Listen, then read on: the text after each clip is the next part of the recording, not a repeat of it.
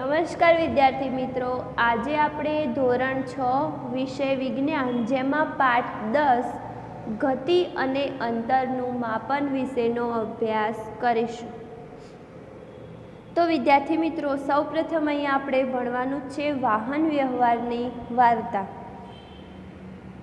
તો હવે આપણે જોઈશું, પ્રાચીન સમયમાં લોકો પાસે વાહન વ્યવહારના વધુ સાધનો ન હતા।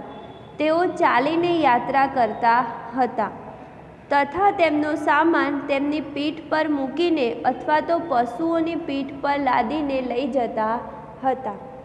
પ્રાચીન સમયમાં જળમાર્ગોમાં અવરજવર માટે હોડીનો ઉપયોગ કરવામાં આવતો હતો।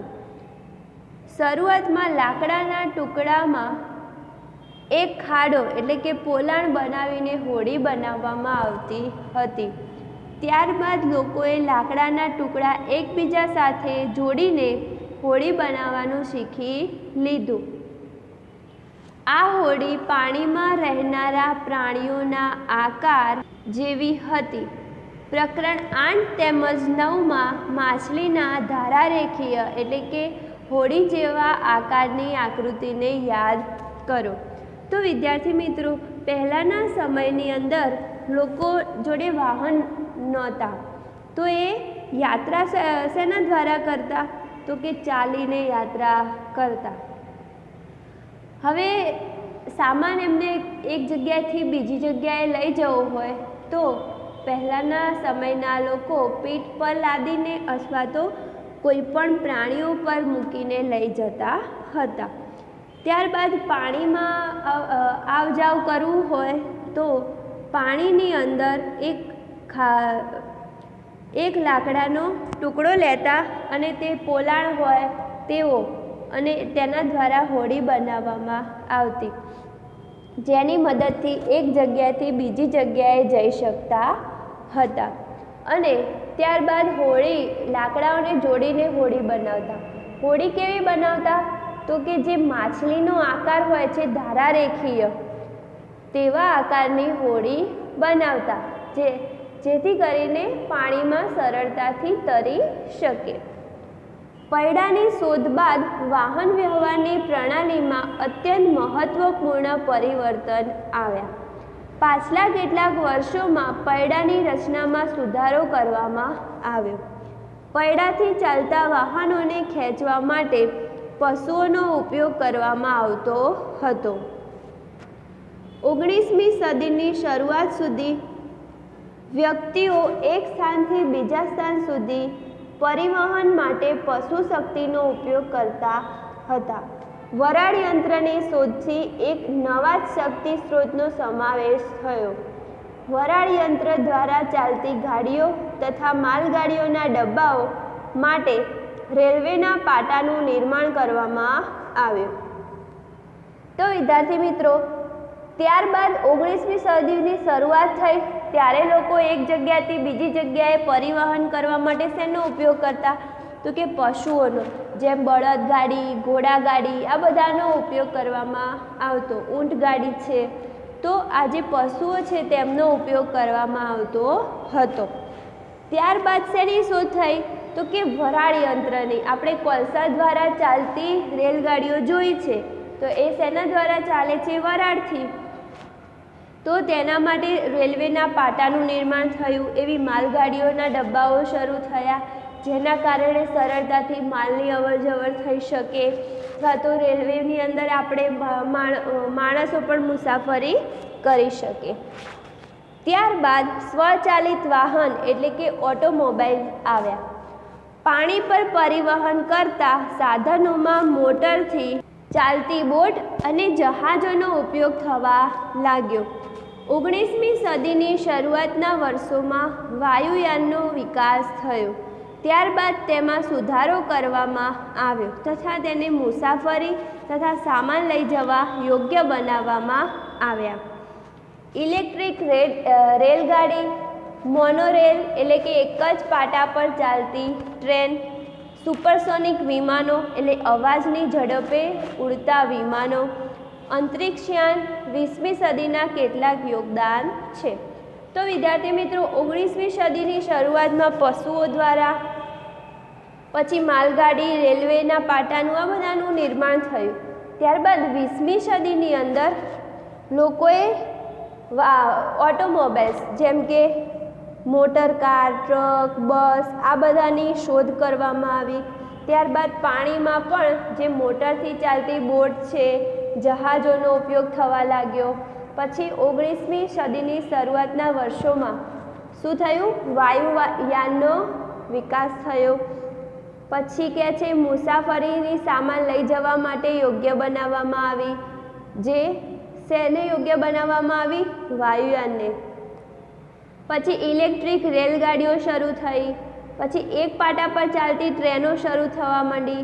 પછી કહે છે સુપરસોનિક વિમાનો, જેને અવાજની ઝડપે ઉડતા જે વિમાનો હોય છે તેની શોધ થઈ. અને અંતરિક્ષ યાનની પણ 20મી સદીની કેટલાક યોગદાન છે, એટલે કે એની શોધ કરવામાં આવી. આકૃતિમાં પરિવહનના વિભિન્ન સાધનો બતાવવામાં આવેલ છે. તેને પ્રાચીનથી અત્યાધુનિક મુજબ પરિવહનના સાધનોને સાચા ક્રમમાં ગોઠવું. શું તેમાં પ્રાચીન પરિવહનનું એવું કોઈ સાધન છે જેનો ઉપયોગ આજકાલ થતો નથી? તો વિદ્યાર્થી મિત્રો, આ તમારી બુકની અંદર તમે આકૃતિ જુઓ. પછી કહે છે વિદ્યાર્થી મિત્રો કે આ ટેબલ કેટલું પહોળું? શું કહે છે? આ ટેબલ કેટલું પહોળું? તો વિદ્યાર્થી મિત્રો, તમારા ઘરમાં રહેલું ટેબલ કે કોઈ પણ એવી વસ્તુ, તો તેનું માપન કરવું હોય કે આ કેટલું લાંબુ છે, કેટલું પહોળું છે, તો તેને આપણે શેના વડે માપીશું?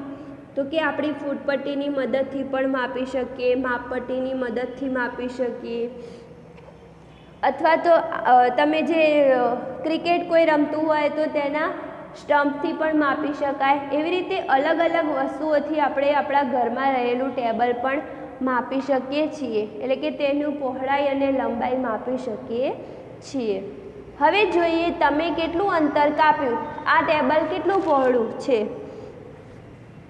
લોકો કેવી રીતે જાણકારી પ્રાપ્ત કરતા હતા કે તે કેટલું ચાલ્યા? તમે એ કેવી રીતે જાણકારી મેળવશો કે તમારી શાળા સુધીનું અંતર તમે ચાલીને જઈ શકશો, અથવા શાળા સુધી પહોંચવા માટે તમારે બસ અથવા રિક્ષાની જરૂર પડશે? શું તમારે કાંઈ ખરીદવું હોય ત્યારે બજાર સુધી ચાલીને જવું સંભવ હોય છે? તમે આ પ્રશ્નોના ઉત્તર કેવી રીતે મેળવશો? કોઈ સ્થાન કેટલું દૂર છે તે પહેલાં જાણવું જરૂરી છે. તો સૌપ્રથમ આપણે શું જાણીશું? તો કે કોઈ પણ સ્થાન છે તે કેટલું દૂર આવેલું છે, જેથી આપણે અનુમાન લગાવી શકીએ કે ત્યાં સુધી કેવી રીતે પહોંચી શકાય. જેમ કે ચાલીને, બસ દ્વારા, રેલવે દ્વારા, પાણીમાં હોડી દ્વારા, વિમાન દ્વારા અથવા કોઈ અંતરિક્ષ યાનની જરૂર પડશે. તો વિદ્યાર્થી મિત્રો, સૌપ્રથમ તો આપણે એ જાણીશું કે આપણે જે સ્થાન પર જવાનું છે તે આપણાથી કેટલું દૂર છે. તો આપણે શેનો ઉપયોગ કરીશું? તો જો નજીક હશે તો આપણે ચાલીને જઈશું. પછી જો એનાથી થોડું વધારે દૂર હશે તો બસ દ્વારા જઈશું અથવા રેલવે દ્વારા જઈશું. અને જો પાણીમાંથી મુસાફરી કરવાની હશે તો હોડી દ્વારા કરીશું. પછી એક દેશમાંથી બીજા દેશમાં જવું હોય તો વિમાન દ્વારા અથવા તો કોઈ અંતરિક્ષ યાનની પણ જરૂર પડશે. ક્યારે એવી વસ્તુઓ પણ હોય છે કે જેની લંબાઈ અને પહોળાઈ જાણવાની આપણને આવશ્યકતા હોય છે. પહેલી તથા બુજોના વર્ગમાં મોટી મોટી પાટલીઓ છે, જેની ઉપર બે બે વિદ્યાર્થીઓ બેસે છે. પહેલી તથા બુજો એકસાથે પાટલી પર બેસે છે. તો વિદ્યાર્થી મિત્રો, આપણે શાળાની અંદર જે પાટલી પર બેસીએ છીએ, આપણને એવો વિચાર આવે કે મારે પણ આ પાટલીની લંબાઈ જાણવી છે કે કેટલી મોટી છે. તો આપણે જાણવા માટે શું કરીશું? તો હવે કહે છે કે પહેલી અને બુજો જે પાટલી પર બેસે છે તેની વાત કરવામાં આવી છે. અહીંયા મોટા ભાગે તેઓમાં એ વાતને લઈને ઝઘડો થાય છે કે તેનો સાથીદાર પાટલીના વધારે ભાગનો ઉપયોગ કરે છે, જેમ તમે પણ રોજ લડો છો. શિક્ષકના સૂચનને અમલ કરીને તેઓએ પાટલીની લંબાઈ માપવાનું નક્કી કર્યું. પાટલીની ઠીક મધ્યમાં એક ચિહ્ન બનાવ્યું તથા પાટલી પર નિશાની બનાવીને બરાબર 2 ભાગમાં વહેંચી. તો શું કર્યું? સૌપ્રથમ શિક્ષકે કહ્યું તેમ પાટલીની વચ્ચે એક લીટી દોરી, એટલે કે એક નિશાન બનાવ્યું. તે બંને પોતાના મિત્રો સાથે ગીલી દંડા રમવાના શોખીન છે. બુજો તેની સાથે ગીલી દંડાની જોડી લઈને આવ્યો છે. તો બુજો શું લઈને આવ્યો છે? ગીલી દંડાની જોડી લઈને આવ્યો છે. અહીં આકૃતિમાં તેમણે ગીલી અને દંડાનો ઉપયોગ કરીને પાટલીની લંબાઈ કેવી રીતે માપી તે દર્શાવવામાં આવ્યું છે. તેવું લાગે છે કે પાટલીની લંબાઈ 2 દંડાની લંબાઈ તથા 2 ગિલ્લીની લંબાઈ બરાબર છે. પાટલીની મધ્યમાં રેખા ખેંચવાથી બંને ખુશ દેખાય છે, કારણ કે બંનેને અડધી અડધી પાટલી પ્રાપ્ત થઈ, જેમાં પાટલીનો અડધો ભાગ લંબાઈમાં 1 દંડા અને 1 ગિલ્લીની લંબાઈ બરાબર છે. કેટલાક દિવસ પછી મધ્યમાં ખેંચેલ રેખા ભૂસાઈ ગઈ. બુજોનો જૂનો ગિલ્લી દંડો ખોવાઈ ગયો હોવાથી તેની પાસે ગિલ્લી દંડાની નવી જોડી છે. હવે જોઈએ કે તે ગિલ્લી દંડાની નવી ઉપયોગ કરીને કેવી રીતે પાટલીની લંબાઈ માપે છે. તો વિદ્યાર્થી મિત્રો, તમને અહીંયા એવું કહેવામાં આવ્યું છે કે જે પાટલી પર બુજો અને પહેલી બેસે છે તે પાટલીની લંબાઈ શેના દ્વારા માપવામાં આવી? તો કે ગિલ્લી અને દંડાની મદદથી માપવામાં આવી. તો પહેલાં જ્યારે તેની લંબાઈ માપવામાં આવી ત્યારે કેટલી હતી? તો કે 1 ગિલ્લી અને 1 દંડા જેટલી એક વ્યક્તિની જગ્યા હતી. હવે પાટલી પર દોરવામાં આવેલી લીટી ભૂસાઈ ગઈ અને જે બુજો છે તેની પાસે જે ગિલ્લી અને દંડો હતો તે પણ ખોવાઈ ગયો. હવે નવો ગિલ્લી અને દંડો બનાવવામાં આવ્યો. તો જોઈએ કે તેની મદદથી પાટલીની લંબાઈ માપે છે. હવે સાચી છે કે ખોટી તે જોઈએ આપણે. જુઓ, જ્યારે નવા ગિલ્લી દંડાની જોડ વડે માપવામાં આવે છે ત્યારે પાટલીની લંબાઈ 2 દંડા તથા 1 ગિલ્લી અને થોડીક જ વધારાની જગ્યા બચી હોય તેમ દેખાઈ રહી છે, જે 1 ગિલ્લીની લંબાઈ કરતાં ઓછી છે. હવે શું કરીશું? તમે પહેલી અને બુજોને શું સલાહ આપશો જેથી તે પાટલીની સંપૂર્ણ લંબાઈ માપી શકે? શું તે લંબાઈ માપવા માટે ક્રિકેટના સ્ટમ્પ તથા ગિલ્લીઓનો ઉપયોગ કરી શકે છે, અથવા તમે વિચારો છો કે એવું કરવાથી પણ આવી જ સમસ્યા ઊભી થશે? તો વિદ્યાર્થી મિત્રો, જે નવો ગિલ્લી દંડો બનાવવામાં આવ્યો છે તેના દ્વારા પાટલીની લંબાઈ કેટલી થાય છે? તો કે 2 દંડા અને 1 ગિલ્લી જેટલી થાય છે અને થોડીક જ વધે છે. તો તેની લંબાઈ પહેલાં કરતાં ખોટી બતાવે છે. તો હવે આપણે શું સલાહ આપીશું? શેના દ્વારા આ પાટલીની લંબાઈ માપવાથી આપણને સાચી લંબાઈ પ્રાપ્ત થશે? તો હવે ક્યાં છે? ધ્યાનથી જુઓ. તે એક કામ કરી શકે છે. એક નાની દોરી લઈ તેના પર 2 ચિહ્ન બનાવે. આ દોરીની લંબાઈ હશે, જે આ દોરીની મદદથી પાટલીની લંબાઈ માપી શકે છે. તો દોરીની લંબાઈ વડે પણ પાટલીની લંબાઈ માપી શકાય છે. તે આ દોરીનો ઉપયોગ દોરીથી નાની લંબાઈનું અંતર માપવા કઈ રીતે કરશે? તે દોરીને વાળીને અડધો, એટલે કે 1/3, 1/4 અને 1/8 ભાગ બનાવી શકે છે. હવે કદાચ પહેલી અને બુજો પાટલીની ચોક્કસ લંબાઈ દોરીની મદદથી માપી શકશે. તમે કહેશો કે તેના કંપાસ બોક્સમાં રહેલી ફૂટપટ્ટીનો ઉપયોગ કરીને પણ તેઓ તેમની સમસ્યા હલ કરી શકે છે? તો હા, વાસ્તવમાં આવું કરવું જોઈએ. તો સૌ સરળતાથી અને સાચું માપ મેળવવું હોય તો પણ આપણે કંપાસ બોક્સમાં રહેલી ફૂટપટ્ટીનો ઉપયોગ કરીને મેળવી શકીએ છીએ. હવે કહે છે બુજોએ વાંચ્યું હતું કે જ્યારે આવા માપનમાં ચોક્કસ સાધનો ન હતા ત્યારે લોકો કેવી રીતે અંતર માપતા હશે અને વિભિન્ન અંતર માપવાનો પ્રયાસ કરી ચૂક્યો છે. તો એવો મનમાં વિચાર આવે કે પહેલાંના લોકો જ્યારે કોઈ સાધન નહોતા ત્યારે તેમને કેટલું અંતર માપ્યું, એ કેવી રીતે માપતા હશે. હવે જોઈશું આપણે માપનના પ્રમાણિત એકમો. પ્રાચીન સમયમાં પગની લંબાઈ, આંગળીની જાડાઈ તથા પગલાંના અંતરથી માપન થતું હતું. આ બધા માપનના એકમોનો વાસ્તવમાં ઉપયોગ થતો હતો.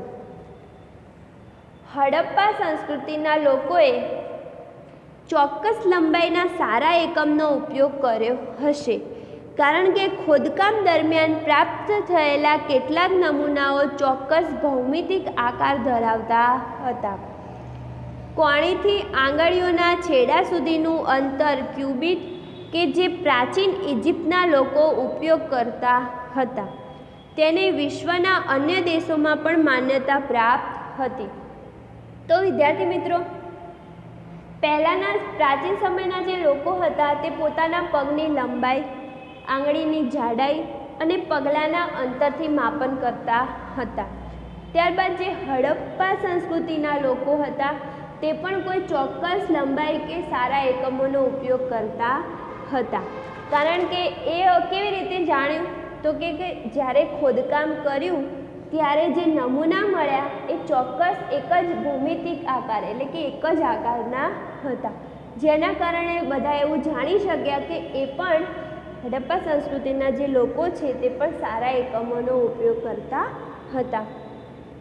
ત્યારબાદ કોણીથી આંગળીઓના છેડા સુધી અંતર એ લોકો ક્યુબિટ એટલે કે 18 ઇંચ આવું પણ કહેતું હતું. તો કે જે ઇજિપ્તના લોકો હતા તે આ રીતે અંતર જાણતા હતા અને વિશ્વના બીજા દેશોમાં પણ આ માન્યતા હતી કે આપણે કોણીથી આંગળી સુધીના છેડા વચ્ચેનું અંતર ક્યુબિટ છે એટલે કે 18 ઇંચ જેટલું છે.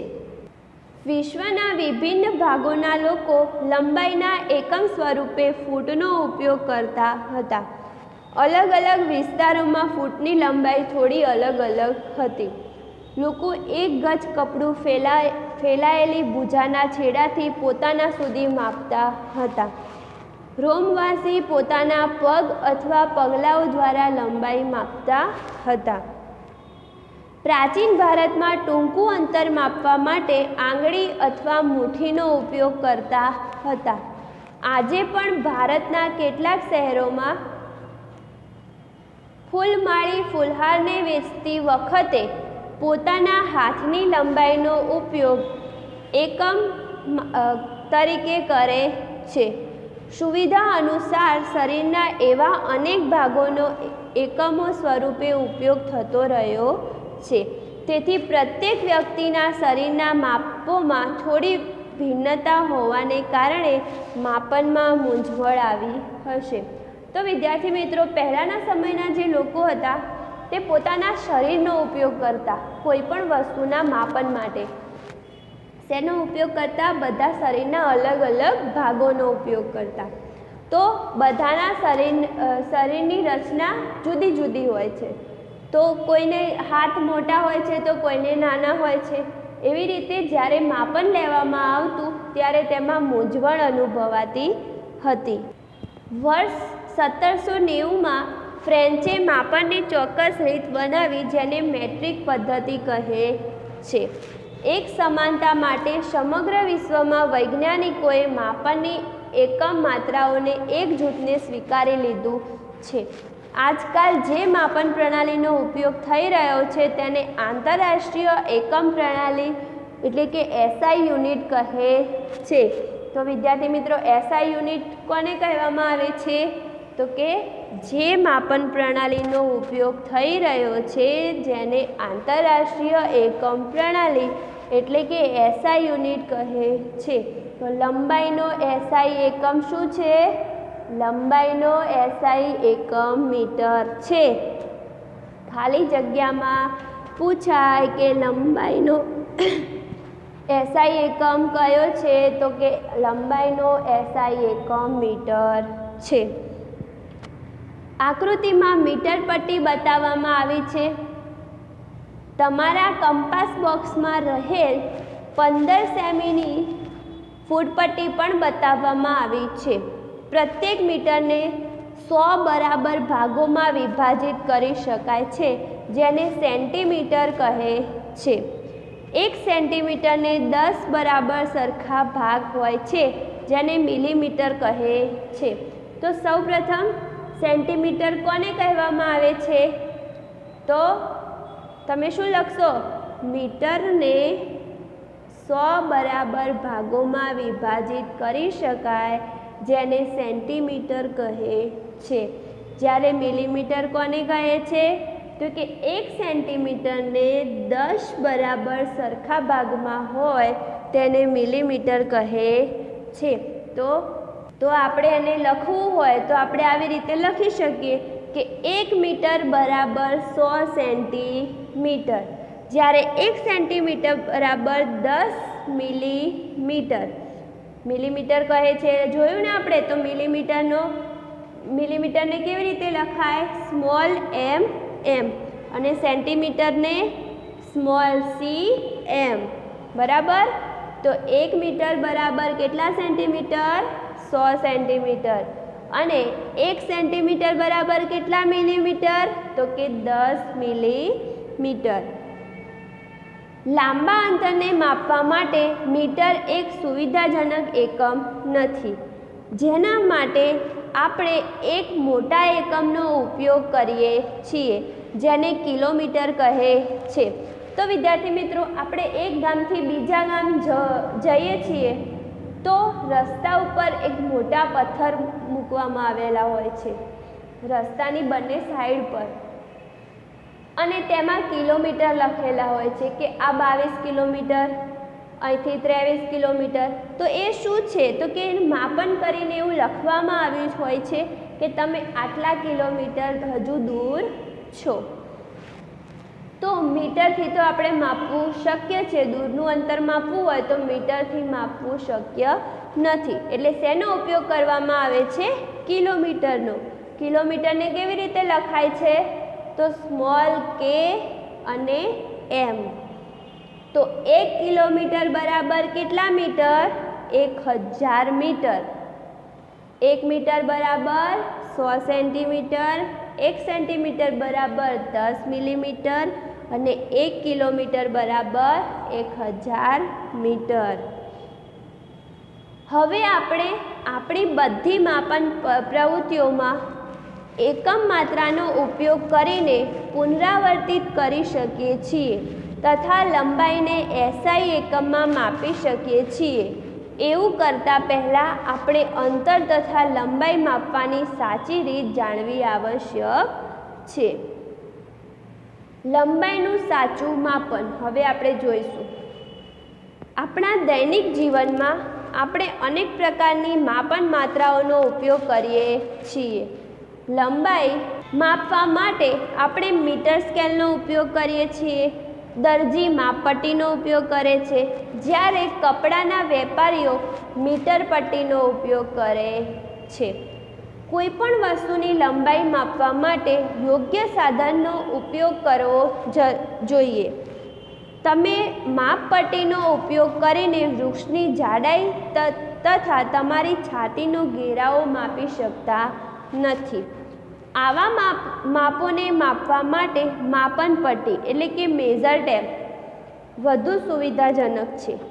નાની વસ્તુઓ જેવી કે તમારી પેન્સિલનું માપ લેવા માટે તમે તમારા કંપાસ બોક્સમાં રહેલ 15 સેન્ટીમીટરની ફૂટપટ્ટીનો ઉપયોગ કરી શકો છો. તો વિદ્યાર્થી મિત્રો, તમારી છાતીની લંબાઈ માપવી હોય અથવા તો કોઈપણ ઝાડના થડની લંબાઈ માપવી હોય તો આપણે ફૂટપટ્ટીનો ઉપયોગ કરી શકતા નથી. એના માટે માપન પટ્ટી એટલે કે મેઝર ટેપનો ઉપયોગ કરવામાં આવે છે. જો નાની વસ્તુનું માપન કરવું હોય તો આપણે જે ફૂટપટ્ટીનો ઉપયોગ કરીએ છીએ તેનાથી આપણે માપી શકીએ છીએ. લંબાઈ માપતી વખતે આપણે નીચેની સાવધાની રાખવી અત્યંત જરૂરી છે. સૌપ્રથમ કઈ સાવધાની રાખવામાં આવે છે? તો કે આકૃતિમાં દર્શાવ્યા મુજબ ફૂટપટ્ટીને વસ્તુના સંપર્કમાં તેની લંબાઈ અનુસાર રાખો. પછી બીજી કઈ છે? કેટલીક ફૂટપટ્ટીના છેડા તૂટેલા હોઈ શકે છે. તમે આવી ફૂટપટ્ટીનો શૂન્ય આંક જોઈ શકતા નથી. તો આવી સ્થિતિમાં પહેલાં આપણે જુઓ સૌપ્રથમ એ શું છે? સાચી રીત. ક્યાંથી શરૂ કરવામાં આવ્યું છે? 0થી. તમે ફૂટપટ્ટીમાં જોઈ શકો છો 0થી માપવાનું શરૂ કરવામાં આવ્યું છે. અને આ બીમાં તમે જુઓ તો શું છે? ખોટી રીત છે. કેમ? તો કે ફૂટપટ્ટીને સીધી રાખીને માપવામાં આવે છે. ફૂટપટ્ટીને આડી થોડી ત્રાંસી રાખીને માપવાથી આપણને સાચું માપ મળતું નથી. તો બીજું શું હતું? તો કે ફૂટપટ્ટીના છેડા તૂટેલા હોય તો ફૂટપટ્ટીનો શૂન્ય આંક જોઈ શકાતો નથી. આવી સ્થિતિમાં ફૂટપટ્ટીના શૂન્યાંકથી માપ લેવાનું ટાળો. તમે ફૂટપટ્ટીમાં બીજો કોઈ પૂર્ણાંક જેમ કે 1.0 સેન્ટીમીટરનો ઉપયોગ લઈ શકો છો. જ્યારે તમે બીજા છેડાના અવલોકનમાંથી પહેલાંનું અવલોકન બાદ કરીને યોગ્ય લંબાઈ પ્રાપ્ત કરી શકો છો. ઉદાહરણ તરીકે આકૃતિમાં એક છેડાનું અવલોકન 1.0 સેન્ટીમીટર છે, જ્યારે બીજા છેડાનું અવલોકન 14.3 સેન્ટીમીટર છે. આથી વસ્તુની લંબાઈ 14.3 સેન્ટીમીટર માઇનસ 1 સેન્ટીમીટર બરાબર કેટલું થાય? 13.3 સેન્ટીમીટર થાય. તો તમે આકૃતિ એમાં જોઈ શકો છો. તો એ શું છે? ખોટી રીત છે. કેમ? તો કે તૂટેલી ફૂટપટ્ટી આપણે રાખીએ છીએ તો આપણને સરખું સાચું માપ મળતું નથી. જ્યારે આ આકૃતિની અંદર તમે જોઈ શકો છો કે જો તૂટેલી ફૂટપટ્ટી હોય, તમને અહીંયા તૂટેલો ભાગ દર્શાવવામાં આવ્યો છે. જો તૂટેલી ફૂટપટ્ટી હોય તો તેને અહીંયા તમે 1 નંબર આપેલો જોઈ શકો છો. ત્યાંથી એટલે કે 1 સેન્ટીમીટરથી તેનું માપ ગણવાનું, જેથી કરીને આપણને સાચું માપ મળી શકે. હવે ત્રીજું આપ્યું છે કે કઈ સાવધાની રાખવી જોઈએ? તો માપ લેતી વખતે આંખની સાચી સ્થિતિ પણ જરૂરી છે. આકૃતિમાં દર્શાવ્યા મુજબ તમારી આંખ જે બિંદુનું માપ લેવાનું છે તેની બરાબર સામે હોવી જોઈએ. સ્થિતિ બી આંખની સાચી રીત છે. ધ્યાન રાખો, બી પરથી જોવાથી અવલોકન 7.5 સેન્ટીમીટર છે, જ્યારે એ અને સી પરથી જોતા અવલોકન અલગ હોઈ શકે છે. તો વિદ્યાર્થી મિત્રો, તમારા બુકની અંદર આકૃતિ દર્શાવવામાં આવી છે એ, બી અને સી. તો તમે જુઓ કે એમાં કઈ રીતથી દર્શાવવામાં આવ્યું છે. તો એ રીતથી આપણે જોવાથી એટલે કે એમાં બી નંબરનું જે છે તેનાથી જોવાથી આપણે સાચું અવલોકન કરી શકીએ છીએ. ત્યારબાદ વિદ્યાર્થી મિત્રો, કોઈ વક્ર રેખાની લંબાઈ માપવી હોય તો કેવી રીતે માપી શકાય? તો કે વક્ર રેખાની લંબાઈ માપવી હોય તો એટલે કે કોઈ દોરીની લંબાઈ માપવી હોય તો આપણે કઈ રીતે માપી શકીએ? તો એક છેડા પર આપણો અંગૂઠો રાખીને એટલે કે દોરીને એક છેડાથી પકડીને બીજી જ બાજુ ખેંચાયેલી રહે તેમ રાખીશું અને ત્યારબાદ તેનું અવલોકન કરીશું અને તેની લંબાઈ આપણે જાણી શકીશું. હવે આપણે જોવાનું છે ગતિના પ્રકારો.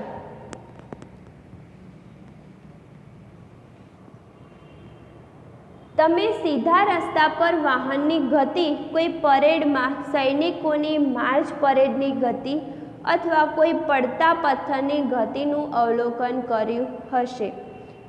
આ કેવા પ્રકારની ગતિ છે?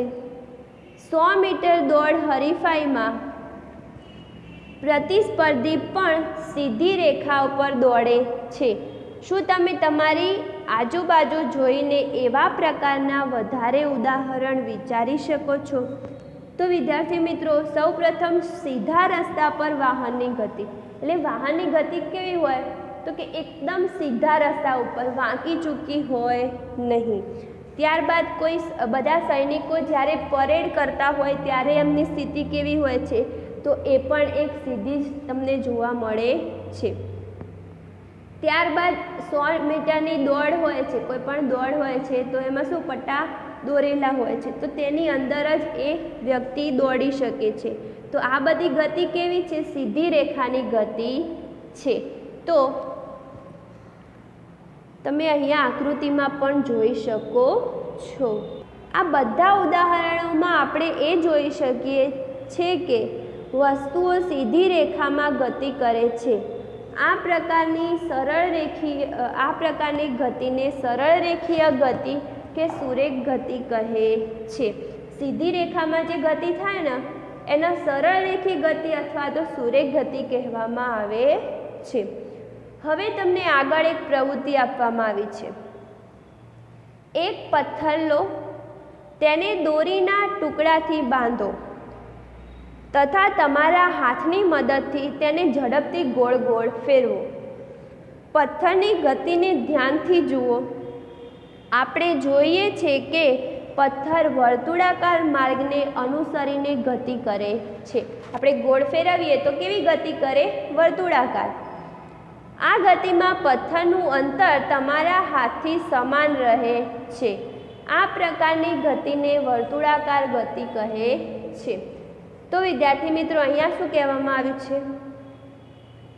કે પથ્થરને આપણે દોરીથી બાંધીએ છીએ તો જે દોરીનો છેડો આપણી હાથમાં હોય છે ત્યાંથી પથ્થર વચ્ચેનું જે અંતર છે તે કેવું હોય છે? સમાન હોય છે. તો આ પ્રકારે જે ગતિ કરે છે તેને શું કહેવામાં આવે છે? વર્તુળાકાર ગતિ કહેવામાં આવે છે. વીજળીના પંખાના પાંખિયા પર અંકિત કોઈ ચિહ્ન ગતિ, કોઈ ઘડિયાળના સેકન્ડ કાંટાની ગતિ, વર્તુળાકાર ગતિના ઉદાહરણો છે. વીજળીનો પંખો અથવા ઘડિયાળ એક સ્થાનેથી બીજા સ્થાને સ્વયં ગતિ કરી શકતા નથી, પરંતુ પંખાના પાંખિયા ફરે છે તથા તેવું જ ઘડિયાળના કાંટા પણ ફરે છે. જો આપણે પંખાના પાંખિયા અથવા ઘડિયાળના કાંટા પર કોઈ જગ્યાએ નિશાન બનાવીએ તો ફરતી વખતે પંખા અથવા ઘડિયાળના કેન્દ્રથી તે ચિહ્નનું અંતર સમાન રહેશે. કેટલાક કિસ્સામાં વસ્તુ એક નિશ્ચિત સમય અંતરાલ પછી પોતાની ગતિનું પુનરાવર્તન કરે છે. આ પ્રકારની ગતિને આવર્ત ગતિ કહે છે. દોરીથી બાંધેલ એ જ પથ્થર લો જેનો તમે પ્રવૃત્તિ 7માં ઉપયોગ કર્યો હતો. હવે દોરીને તમારા હાથમાં પકડો તથા પથ્થરને દોરીથી લટકાવો. બીજા હાથ વડે પથ્થરને એક બાજુ ખેંચો અને પછી મુક્ત ગતિ કરવા માટે છોડી દો. તે એક લોલક છે. આ લોલક મનોરંજનની સાથે આપણને આવર્ત ગતિ સમજવામાં મદદ કરશે. કોઈ લોલકની ગતિ વૃક્ષની શાખાઓની અહીં તહીં લહેરવું, હિંચકો ખાતા બાળકોની ગતિ, સિતારના તારની ગતિ, વાગતી વખતે ઢોલકની સપાટીની ગતિ, આ બધા આવર્ત ગતિના ઉદાહરણો છે. જેમાં વસ્તુઓ એક નિશ્ચિત સમયના અંતરાલ પર પોતાની ગતિનું પુનરાવર્તન કરે છે. તો વિદ્યાર્થી મિત્રો, આ પાઠ આપણો અહીંયા પૂરો થાય છે.